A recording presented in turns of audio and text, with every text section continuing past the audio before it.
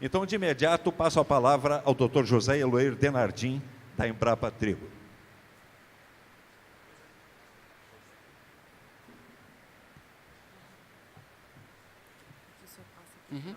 Tem que apontar para lá, né? Tá bem, obrigado. Bom dia a todos. Inicialmente, eu quero agradecer ao SENGE, a comissão organizadora do 18º seminário, e dizer que essa tarefa, para colocar em 30 minutos, é muito difícil, e eu vou tentar, então, ser bastante objetivo na minha exposição. Então, alternativas tecnológicas ao uso adequado dos recursos naturais. Bem, o objetivo dessa preleção é promover uma reflexão relativa à geração e adoção de tecnologias na agricultura, conceituar sistemas de produção e modelo de produção, isso é fundamental, haver conceitos no processo, e enfatizar suas relações com a fertilidade do solo. E expor conceitos e preceitos pertinentes à agricultura conservacionista, partindo de duas premissas. Nenhum sistema é melhor do que quem o opera, ou seja, há necessidade de gestão, essas modernizações que vêm, como foi colocado pela palestra anterior, elas são necessárias. O que aconteceu aqui?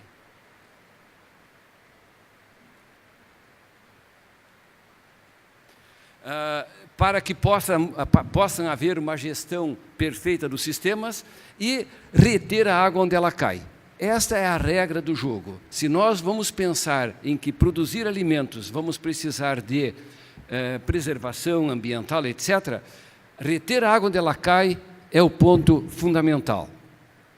Bem, a geração e a adoção de tecnologias na agricultura.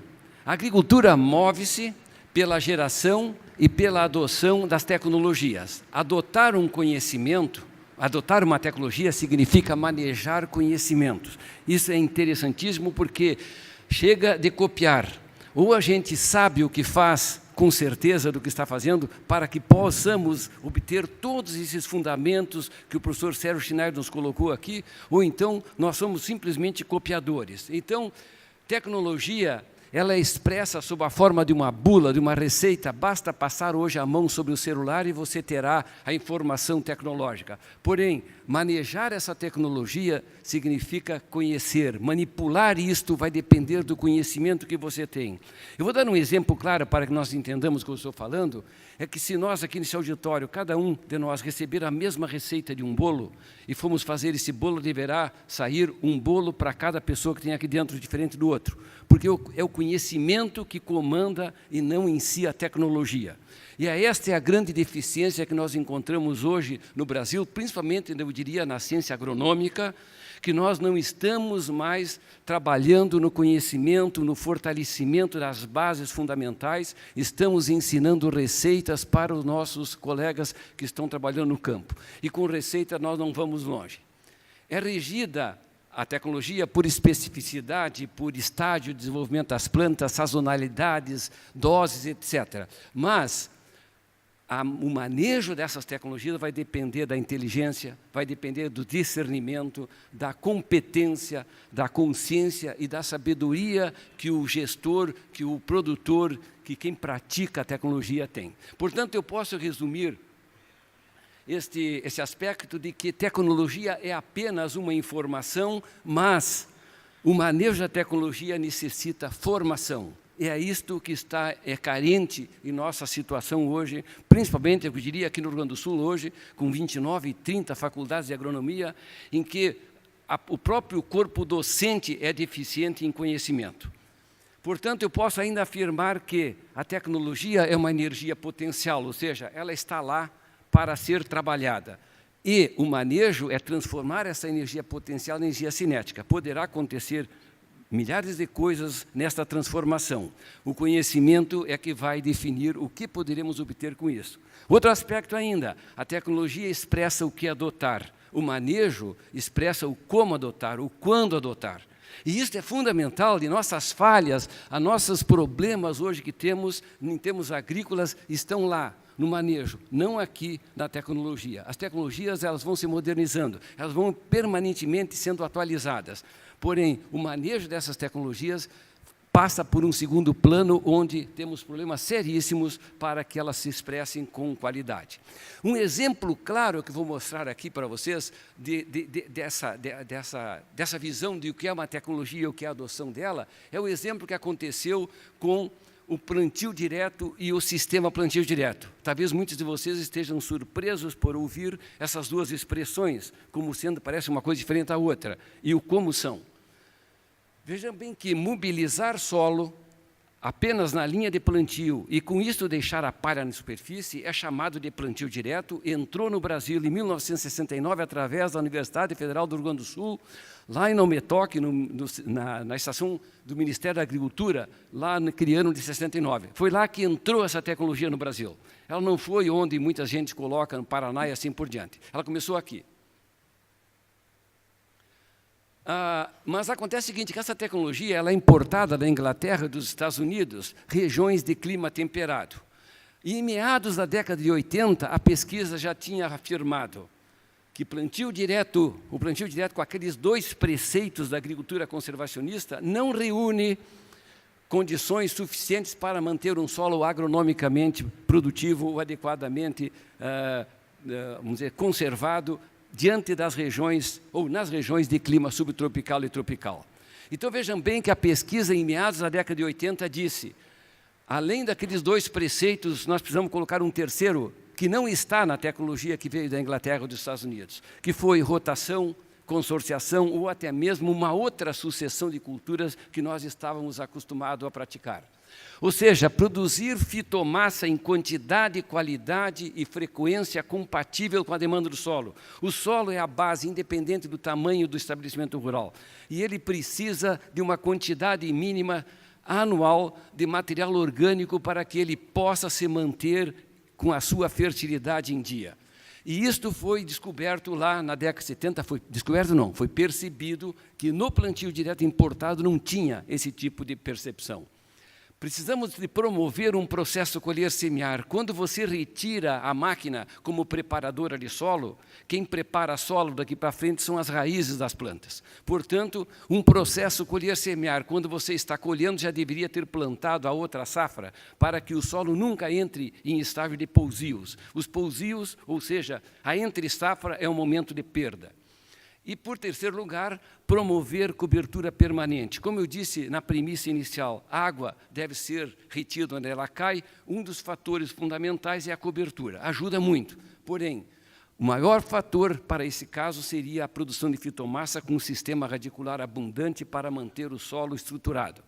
Então, agora vejamos. Se eu somar plantio direto mais diversificação, eu vou ter, então, o que nós chamamos de sistema plantio direto, que é uma tecnologia associada aos demais preceitos da agricultura conservacionista, numa tecnologia adaptada no Brasil para as regiões subtropicais e tropicais.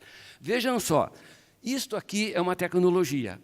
Agora observem, qual delas foi adotada no Brasil? Foi simplesmente o plantio direto. O sistema plantio direto é insignificante em relação ao que se faz hoje de plantio direto no país. O plantio direto virou, como disse o nosso palestrante anterior, soja e um pousio de inverno aqui no Rio Grande do Sul, e praticamente em todo o Brasil.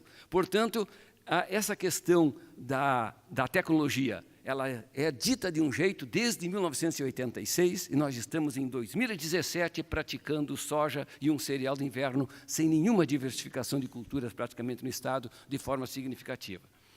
Eu quero comprovar para vocês o que eu estou falando através dessa estatística do IBGE, que mostra a área cultivada com grãos no Brasil, nesse ano de 2016, 2017, que soma 43,42 milhões de hectares. Desses 43, aí, praticamente 33 milhões é soja. Então, isso é 100% e é a primeira safra, vamos chamar assim, a safra de verão.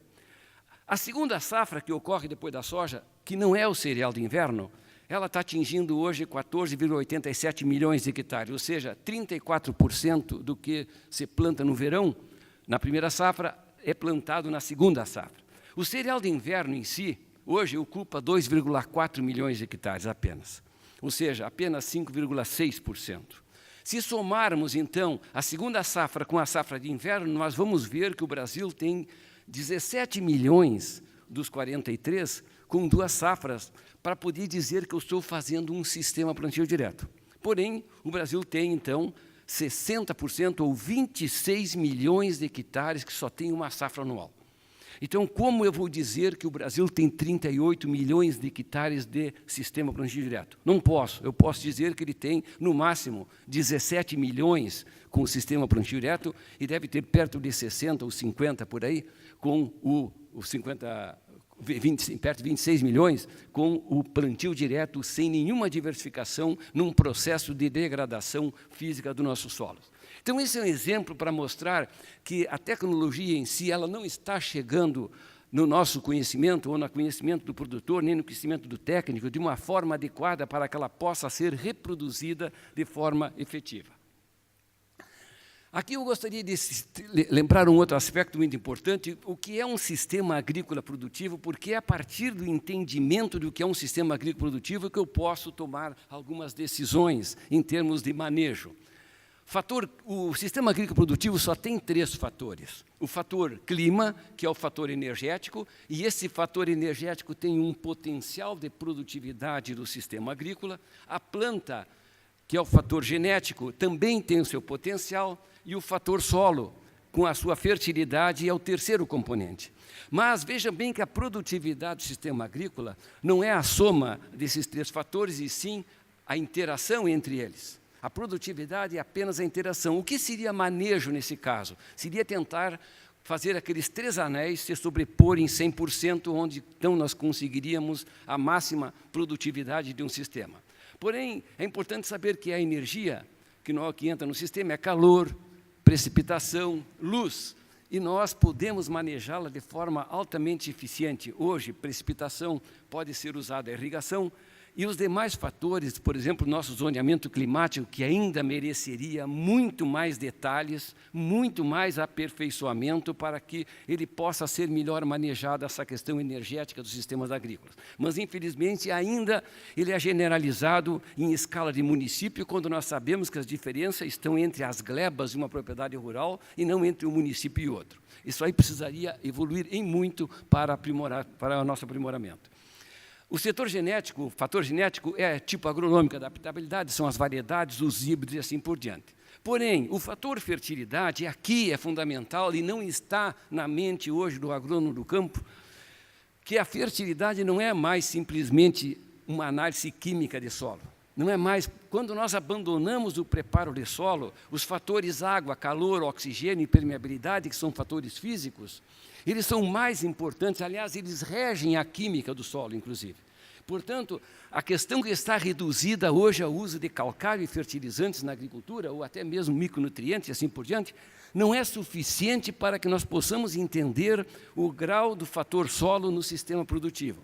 E vejam bem que esses 6 fatores que estão aí, água, calor, oxigênio, permeabilidade, pH e nutrientes, eles são totalmente dependentes da estrutura física do solo. E nós, na agronomia, não estudamos estrutura como manejo, estudamos estrutura como classificação das terras, como praticamente classificação de solos. Mas é a estrutura física do solo, no solo que eu não mexo mais, porque anteriormente eu lavrava, então a estrutura era igual para todos os solos. Não importava se era neossolo, latossolo, nitossolo, argissolo, etc. O arado deixava todos os solos com a mesma estrutura e a diferença entre eles era a química, o pH e os nutrientes. Eu abandonei o preparo no conservacionismo e automaticamente agora a física é quem comanda esses fatores químicos. Portanto, a estrutura do solo, ela depende da atividade biológica, é a atividade biológica que constrói a estrutura do solo. Antes era o arado e a grade, hoje é a biologia que constrói em função do tipo de material orgânico que eu estou adicionando a esse solo. Portanto, a fertilidade do solo que eu tenho hoje vai depender da planta que eu cultivo. Por isso que eu disse que sistema plantio direto é diferente de plantio direto, porque o sistema plantio direto diversifica. Ao diversificar as plantas, você melhora o material orgânico, qualifica a atividade biológica, ela constrói a estrutura que permite à fertilidade do solo expressar a produtividade de uma forma diferenciada. Isso aqui tem pouca compreensão dentro da visão de manejo. Outra coisa é o modelo de produção. Aquilo lá era o sistema agrícola produtivo. O modelo de produção nada mais é do que o arranjo das espécies no tempo e no espaço que são cultivados no sistema agrícola produtivo. Portanto, a arte, hoje, de um conservacionismo, de uma agricultura que vai produzir qualidade alimentar, ela vai estar baseada nesse planejamento aqui. O que produzir, como arranjar as espécies no tempo e no espaço para que possam promover fertilidade, promover conservacionismo, promover qualidade alimentar. Mas observem que o modelo de produção determina a frequência, a quantidade e a qualidade do material que é aportado ao solo, do material orgânico. O modelo de produção interfere na taxa de mineralização dos nutrientes no solo. Ela determina a quantidade e a qualidade da matéria orgânica do solo. Portanto, o modelo de produção define a qualidade da estrutura do solo, que, por sua vez, vai definir a fertilidade de um solo. Ele é componente da fertilidade de um solo. Mas isto não está no conhecimento para dominar ou para aplicar as tecnologias no campo. Não se usa isto, pois falta esse domínio, essa visão de como funciona o sistema solo. Portanto, o condicionamento físico do solo, ele é mecânico, ele é biológico. Não é mais apenas mecânico hoje, como era no passado. Bem, então, quando eu vou falar em estrutura, eu tenho que entender que um agregado de solo, essa figura aqui teria em torno de 4 milímetros de diâmetro. Ela é composta por argila, por cascalho, por areia, por silt. E quando essas partículas primárias se unem para a formação de um microagregado, a sua estabilização vai depender de forças químicas do solo. Porém, quando 2 microagregados, pelo menos, se encontram para criar um macro, este macro, que é o grande, que imprime uma grande estabilidade, uma grande estruturação do solo, ele vai depender de raiz, de exudatos radiculares, de mucilagens, de hifas, de fungos, de matéria orgânica fresca, ou seja, a biologia do solo é que comanda se esse agregado, que é a base da estrutura de um solo, vai permanecer estável ou não, vai depender exatamente dessas condições biológicas. Isto, mais uma vez, não está no domínio do agrônomo que se forma hoje, pois não se trata desse tema dentro da agronomia. Portanto, a fração orgânica do solo, que é formada por material orgânico e por matéria orgânica, são resíduos animais e vegetais em diferentes estágios de composição. Portanto, são componentes efêmeros e são transitórios. O que isso determina é exatamente que promove a estruturação do solo. Em sendo efêmeros e transitórios, eles têm que ser promovidos permanentemente. Não podemos pensar em espaços vazios, em períodos de pousios dentro da nossa agricultura. A diversificação, ela é fundamental. A diversificação de culturas é a chave de toda a organização dos nossos solos para que possamos produzir. Agora que eu vou fazer um resumo do que é que a estrutura interfere no solo. Armazenamento, disponibilidade de água, armazenamento, difusão de calor, permeabilidade do solo ao ar e à água, infiltração de água no solo, resistência do solo à penetração, reação do solo, ou seja, o pH, a estrutura do solo interfere no pH e automaticamente vai interferir na disponibilidade de nutrientes e inclusive na indisponibilidade dos elementos tóxicos. Portanto, a estrutura do solo tão pouco visitada, tão pouco tratada dentro da visão de manejo, ela tem todas essas funções que é basicamente o que nós precisamos em agricultura. Agora eu vou entrar numa questão de conceitos fundamentais que também são falhos na nossa visão, que é a agricultura conservacionista. Esses conceitos que eu vou colocar aqui, eles datam dos anos 1930, não tem nada de novo. São coisas de 80 anos praticamente já na bibliografia. mas também são coisas que, dentro dessa proliferação de faculdades de agronomia que nós temos hoje no país e no Estado, elas não conseguem colocar todos esses detalhes, pois, como eu disse, o próprio corpo técnico, docente de várias dessas faculdades, sequer tem a disciplina de conservação do solo, sequer tratam de manejo de solo, pois não tem corpo docente habilitado para tratar desses assuntos. Então, na realidade, é uma preocupação muito grande com essa questão de conceitos. O que é conservacionismo? Dito lá nos anos 30. Gestão da utilização dos recursos naturais de modo a produzir benefícios à humanidade, mantendo suas potencialidades necessárias às gerações futuras. Vejam que isso aqui é muito parecido com o conceito que se fez na década de 80 sobre sustentabilidade. Mas isso aqui já existia nos anos 1930, pena que naquela época ele era dirigido apenas aos produtores rurais. E ele só tem 3 fundamentos: preservar, manter ou recuperar. O conservacionismo se baseia nesses 3 fundamentos. Preservar compreende o resguardo de recursos naturais que não admite interferência antrópica. O que significa isso? Aquelas áreas da propriedade rural, do estabelecimento rural, do nosso bioma, que não podem ser tocados.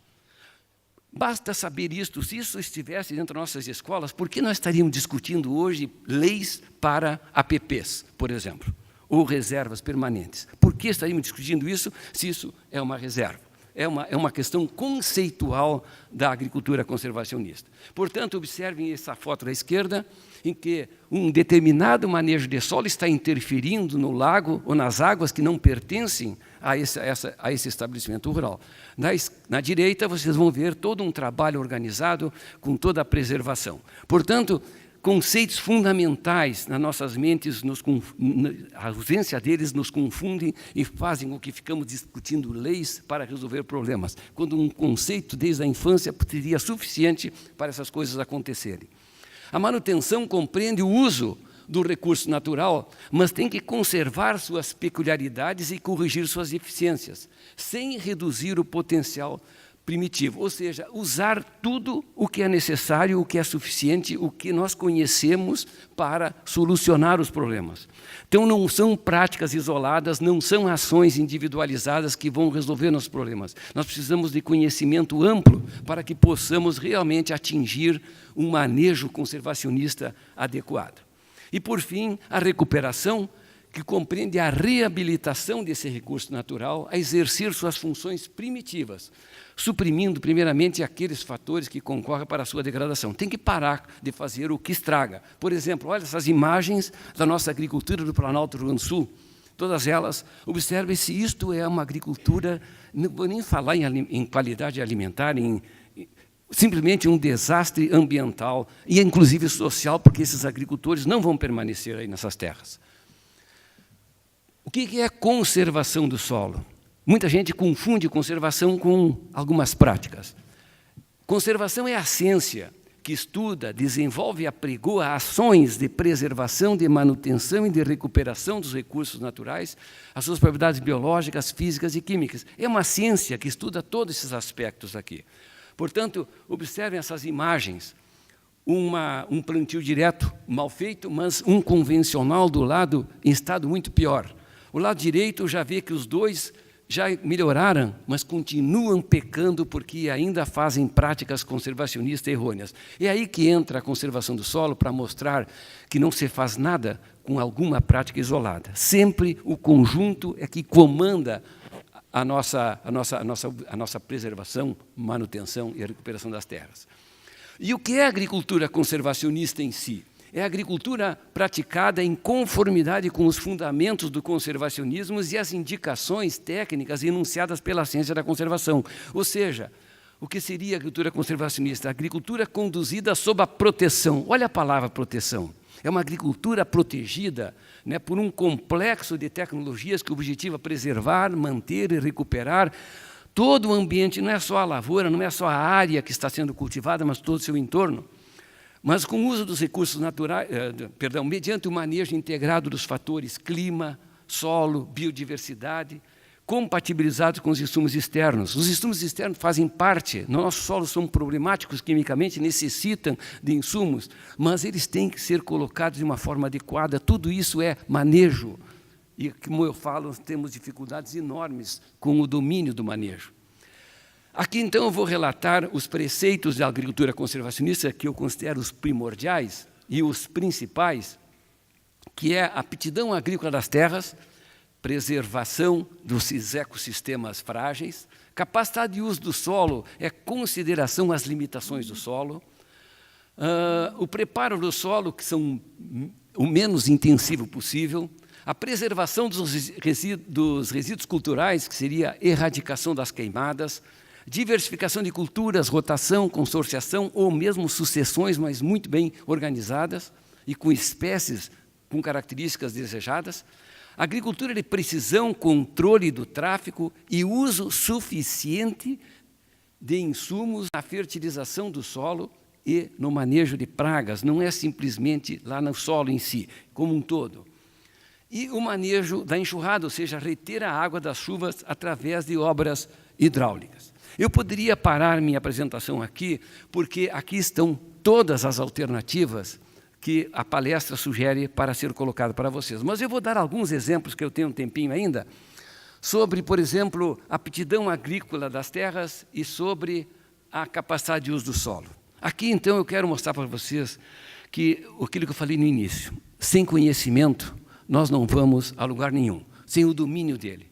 Observem o que os incas fizeram para poder fazer uma agricultura dentro do contexto de aptidão e capacidade de uso. Olha o trabalho dos incas, olhe o trabalho dos chineses atualmente no cultivo do arroz, o que fazem para plantar arroz. Pessoal, a pergunta é a seguinte: será que realmente é a terra que tem aptidão, é o solo que tem capacidade, ou é nós, com conhecimento, que vamos dar aptidão a elas, vamos dar capacidade a elas? Portanto, esse é um exemplo que eu deixo claro para que nós pensarmos sobre que o conhecimento é fundamental. Nós temos que ter bases fundamentais. Nós estamos hoje decorando receitas, e isso é impressionante. Nós não vamos sofrer muito com as mudanças que o Sérgio colocou se nós não pensarmos dessa forma. O preparo de solo intensivo, menos intensivo, é a erradicação das queimadas. Temos que fazer um alerta aqui, porque muitas pessoas falam plantio direto na palha, porque tem palha, resolveu o problema. Vejam bem, a palha protege o solo contra o impacto da gota, contra a evaporação de água, contra a amplitude térmica. Porém, quem faz um solo fértil, ou constrói a estrutura do solo, são as raízes. Isso ninguém olha para baixo, não há mais nenhuma pá na mão de um agricultor, nem uma pá na mão de um agrônomo, no campo são raras, que possam observar o que está acontecendo lá embaixo. Porque aí é que está o segredo da agricultura, é o sistema radicular. Por que da diversificação? A diversificação é muito mais importante aqui embaixo, debaixo do solo, do que na superfície, mas é pouco perceptível por muitos colegas nossos que estão no campo.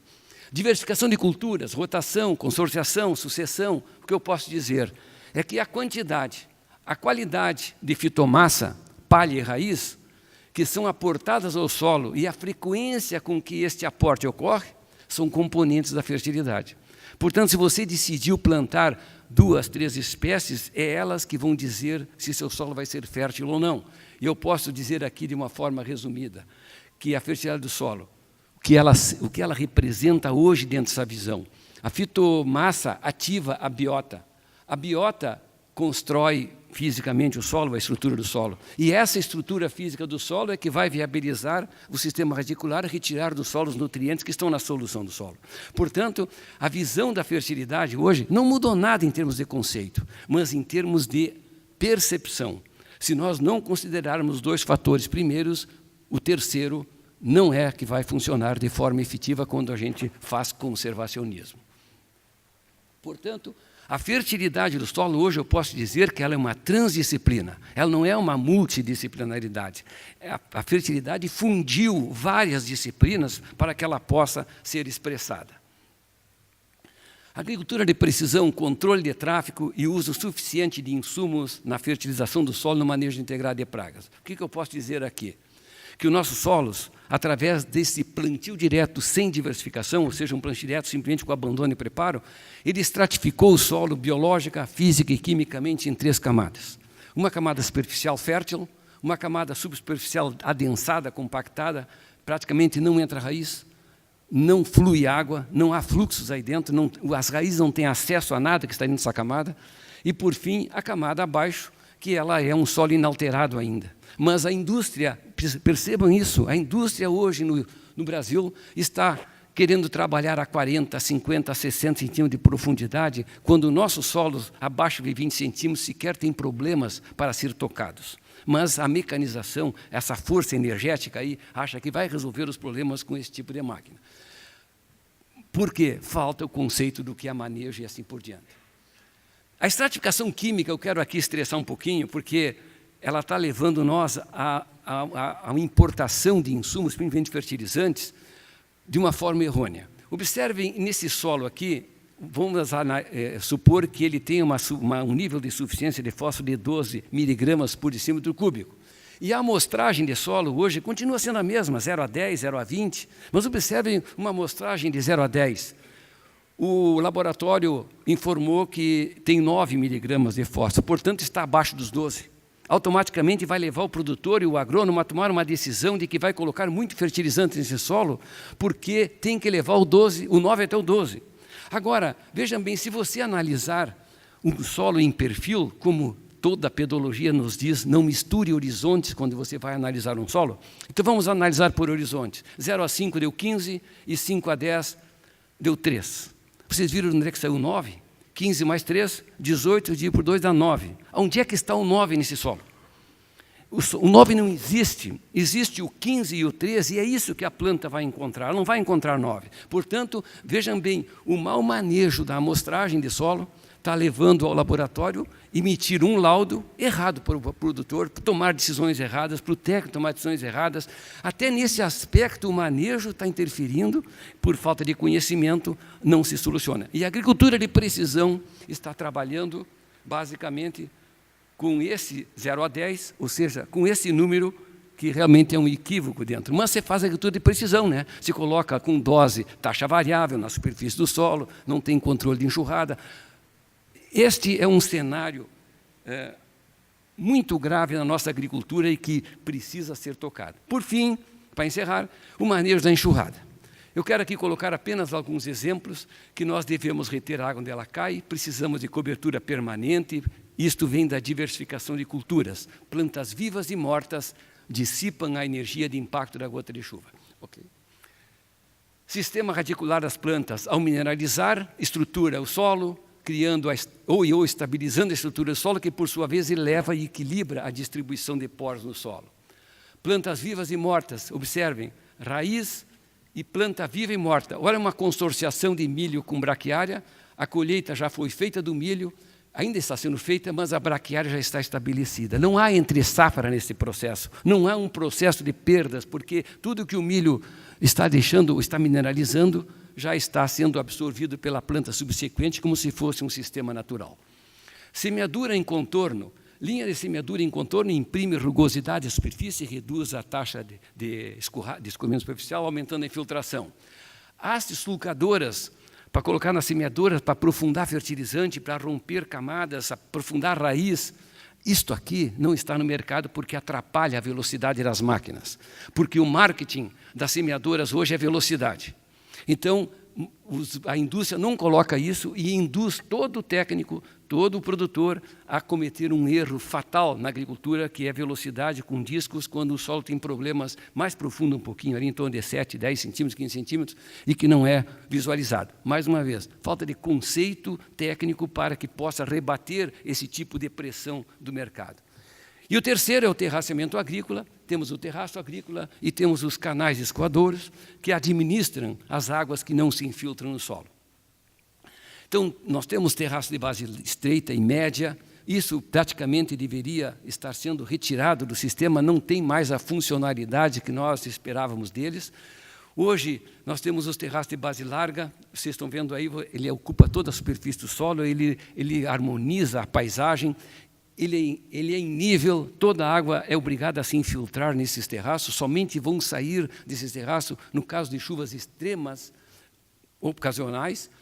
Quando as declividades são muito altas, vêm as culturas em faixas, canais escoadouros e assim por diante, todo esse complexo mecânico que é necessário para que possamos dizer que estamos tendo uma agricultura conservacionista. É mais ou menos de uma forma muito rápida, muito objetiva, muito sintética, para falar sobre tudo isso. Só ressaltar, nós temos um curso em Passo Fundo hoje, chamado de Atualização Agronômica, que leva 3 dias para transmitir toda essa informação para agrônomos, técnicos agrícolas que queiram participar de um curso desses. Portanto, eu peço desculpa pela ligeireza, pela rapidez, pela objetividade, mas não tinha ser diferente em 30 minutos. Muito obrigado pela atenção.